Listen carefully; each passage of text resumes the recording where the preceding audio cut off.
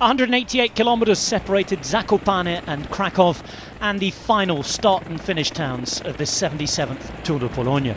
Remco Evenepoel had almost sewn up the GC more or less with a fantastic attack 50 kilometres from the finish of stage 4, so it was probably down to the sprinters to finish things in Krakow. 5 breakaway riders went away originally, but didn't really get too much more than a couple of minutes.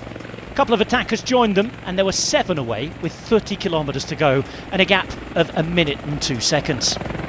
Wieland, Rowe, Bouchard, Uhl, Kasper Kiewicz joined in the end by Jos van Emden and, of course, the other man from AG2R Mondial, Alexis Goujat. Heading towards the final 3 circuit laps of Krakow, 4 kilometres each, the gap was right down to 22 seconds. The sprinters' teams did not want to let the opportunity go. It was on the second of the 3 laps that the breakaway ended. Trek Segafredo, one of the teams working the hardest to pull things back, as were Bora Hansgrohe, still without a stage win, despite having one of the in-form sprinters in Pascal Ackermann. As it came down to the final lap, they were all together, and it got very, very messy. Lots of different sprint trains competing for position at the front of the bunch. Mark Cavendish was there once again, looking for his first win in a couple of years. He, though, lost a foot and a pedal with 1 kilometre to go and would be out of the game. Phil Bauhaus would be charged with sprinting for Bahrain McLaren. Today it was be the turn of Jasper Stuyven for Trek Segafredo. But look out for other names into the mix. Switch from left to right as they would from the road. Pascal Ackermann would follow. It will be Stuyven, the man to open up the sprint first. Belgian Classics rider having a go, being led out by his compatriot Edward Turns. Behind Bauhaus would be there, but it'd be the other German, Ackermann, to then launch his sprint. And he looked all day long like he was going to win this stage.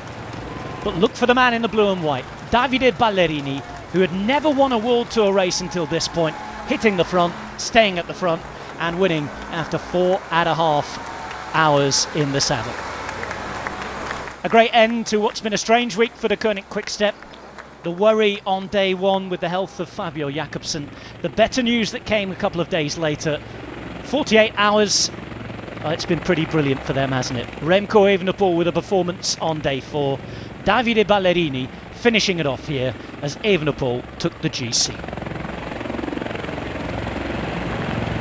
Only the 4th win in the career of the Italian, and beating Pascal Ackermann, a points jersey winner at his native Giro d'Italia.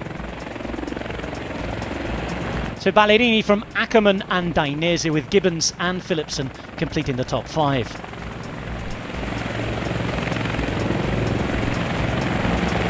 Celebrations all round after an emotional week for the Koenig Quick-Step.